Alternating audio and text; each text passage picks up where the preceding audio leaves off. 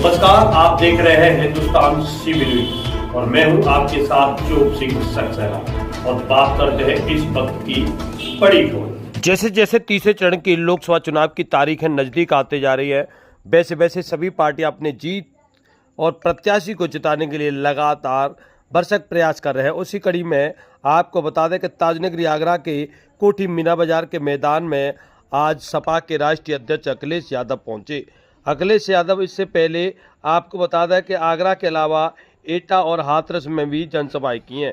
सबसे पहले वो हाथरस पहुंचे और फिर एटा गए, इसके बाद आगरा में पहुंचे और यहां अखिलेश ने कहा, जब बीजेपी वालों की विदाई हो तो आप लोग आगरा के हर चौराहे पर पैठा बंटवाइएगा, हम लखनऊ में मिठाई बंटवाएंगे।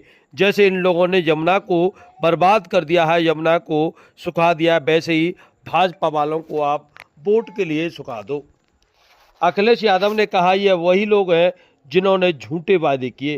पहले तो कहा कि किसानों की आय दोगुनी होगी, क्या हुई? इस सरकार ने कहा था कि 2 करोड़ नौकरियां देंगे, लेकिन वो भी वादा पूरा नहीं कर सके। अखिलेश यादव के साथ मंच पर सपा कांग्रेस गठबंधन के फतेहपुर सीकरी के प्रत्याशी रामनाथ सिकरवार के साथ साथ आगरा के प्रत्याशी सुरेश चंद्र कौरदम भी मौजूद दिखाई दिए। और वहीं उन्होंने देखिए किस प्रकार एक के बाद एक कई भाजपा सरकार पर आरोप लगाए।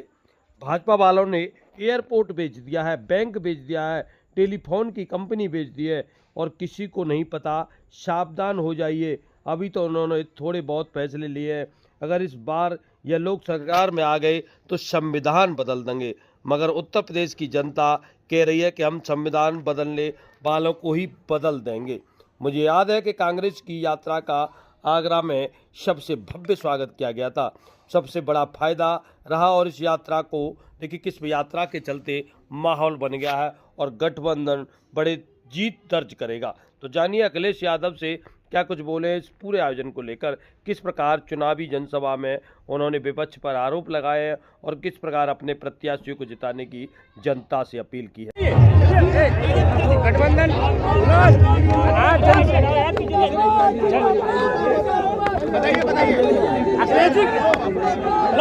हेलो दूसरे चरण का चुनाव हो चुका है, तीसरे चरण का चुनाव होने जा रहा है आगरा में, क्या लग रहा है गठबंधन प्रत्याशी? जो इनका 400 पार का नारा था पहले और दूसरे चरण के बाद, अब ये 400 पार नहीं बोल पा रहे हैं। जनता इन्हें हराने के रास्ते पे ले गई है, ये 400 हारने जा रहे हैं। मैडम थोड़ा सरकार और इनकी हर बार झूठे वादे निकले, न किसान की आय दोगुनी हुई, न नौजवान को नौकरी, महंगाई बढ़ा दी और अब तो डबल इंजन की सरकार बोलने वाले एक इंजन गायब है और जनता उन्हें भी गायब कर देगी। जनता संविधान की रक्षा करना चाहती है और समाजवादी लोग, इंडिया गठबंधन के लोग संविधान की रक्षा करेंगे। बाबा साहब भीमराव अम्बेडकर जी का दिया हुआ संविधान हमारा सम्मान, हमारा अधिकार दिलाने वाला संविधान, हमारा मान सम्मान और संजीवनी है हमारी। इसलिए जो संविधान को बदलने की बात करेंगे उन्हें बदल दिया जाएगा। प्रधानमंत्री नरेंद्र मोदी कहते हैं कांग्रेस के मैनिफेस्टो में मुस्लिम की छाप है। देखिए, देखने का तरीका है, देखने का तरीका है, उन्हें हर चीज खराब लगती है। इस मोहब्बत के शहर में भी आप बताओ नफरत फैलाने आए थे।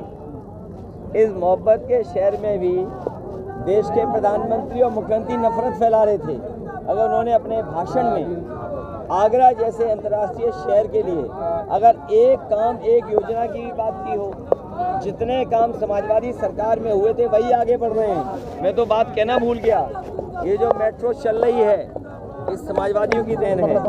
जितनी लाइन समाजवादियों ने बनाई थी, जो लेन बनाई थी, उतना ही पूरा कर पाए हैं। और जो सड़कों को चौड़ीकरण, बाईपास या टूरिस्ट सिटी की तरह डेवलप करने का काम समाजवादियों ने किया था, वही काम कर रहे हैं। पीएम मोदी आगरा है तो कह रहे थे ओबीसी आरक्षण पर डाका डालने की कोशिश की जा रही है। जब संविधान खत्म होगा आरक्षण खत्म हो जाएगा। संविधान खत्म होगा तो बाबा साहब भीमराव अम्बेडकर जी को मानने वाले, उनके रास्ते पे चलने वाले, उनका हक अधिकार छीन लिया जाएगा।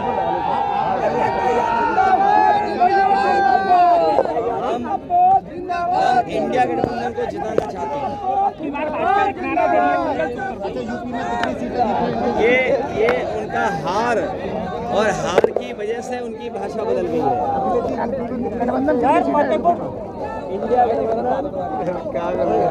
एक में लड़ाई में है, बाकी 79 सीटें इंडिया गठबंधन ये कांग्रेस पार्टी तय करेगी। सर फतेहपुर सीकरी लोकसभा में एक तरफ बीजेपी के प्रत्याशी राजकुमार चाहर हैं, तो वहीं उसी सीट से बीजेपी के विधायक बाबूलाल के बेटे लड़ रहे हैं। देखिए, फतेहपुर सीकरी से सांसद को जनता ने खारिज कर दिया और इस बार वो जनता को हिसाब किताब नहीं दे पा रहे अपने विकास अपने कामों का, इसलिए सांसद एकदम खारिज होने वाले हैं।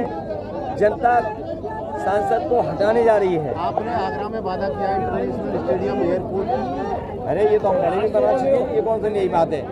जो दूसरे शहरों में बनाया, सरकार बनेगी तो ये अंतर्राष्ट्रीय शहर, देखिए जब सरकार थी बाईपास की जरूरत थी, बना जितना बना उतना ही बना, आगे नहीं बन पाया। फतेहपुर सीकरी वाली रोड या आपकी वो महा वाली रोड, फतेहाबाद वाली, उतनी 4 लेन हुई लेकिन सुंदर नहीं की, पैसा काट लिया। या जो डेवलपमेंट हम लोग कर रहे थे आगरा शहर का, वो आधा अधूरा रोक दिया। सर पीएम मोदी ने कर्नाटक सरकार में भी निशाना साधा था और कहा था कि वहाँ की जनता देखिए, उन्हें कम से कम आगरा के बारे में बताना चाहिए कि यहाँ के विकास के लिए, यहाँ की लेदर इंडस्ट्री के लिए, यहाँ के कारखानों के लिए, यहाँ की टूरिज्म इंडस्ट्री के लिए क्या इंफ्रास्ट्रक्चर दिया, यहाँ के कारोबार को ठप कर दिया। अरे विनीत भाई यार, नफरत करने वाले दुनिया में डर रहे हैं लोग, और वो लोग जब डर जाते हैं तो फिर कैसे आएंगे मोहब्बत के शहर में। ये बीजेपी वाले लोगों को डराते हैं कि यहाँ मत आना, तो सोचिए आगरा के कारोबार को नुकसान पहुंचा रहे हैं कि नहीं पहुंचा रहे हैं। परिवारवाद पर थोड़ा बोलते हैं, तो बीजेपी वालों से कहो कि किसी परिवार वाले को टिकट न दें और किसी परिवार वाले से वोट न मांगे और किसी परिवार वाले से बातचीत न करें। और इसी के साथ जुड़े रहें आप हमारे साथ और देखते रहें हिंदुस्तान CB न्यूज़।